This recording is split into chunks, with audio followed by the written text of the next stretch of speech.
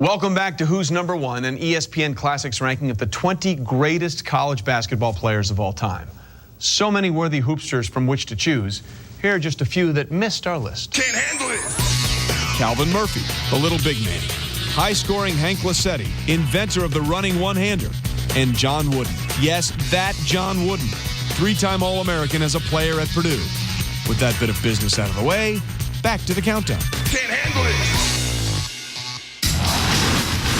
Number 10.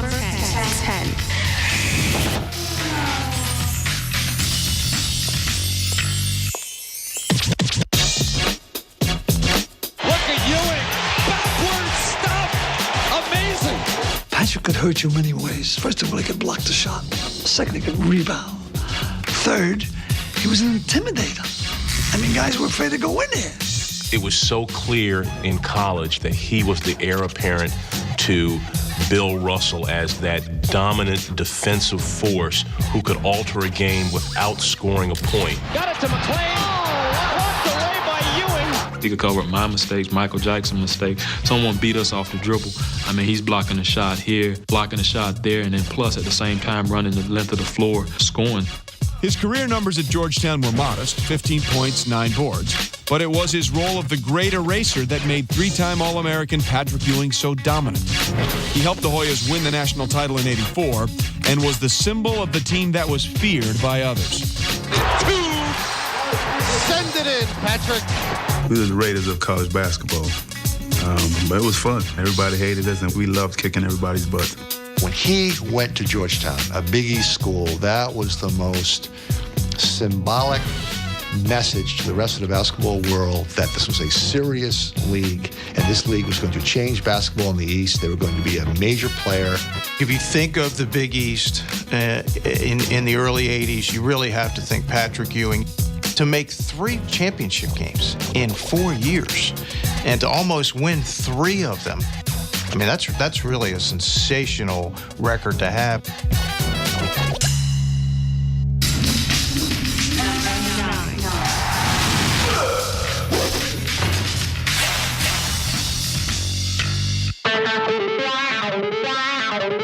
There's no question he was the best player ever in the Big Ten.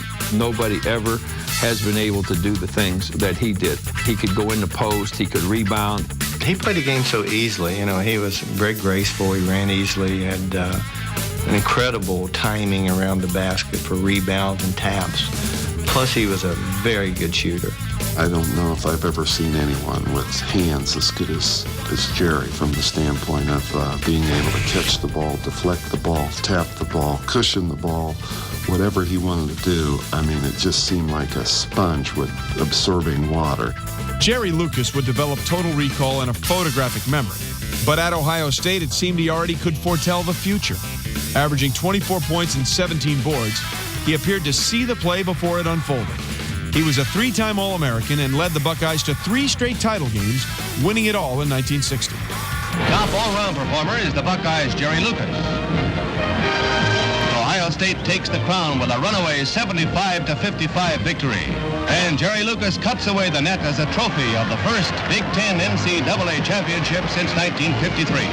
Here's an individual that had a record of 78-6 with a national championship, shot over 60% from the field. I don't know if you could match that anywhere in the annals of college basketball.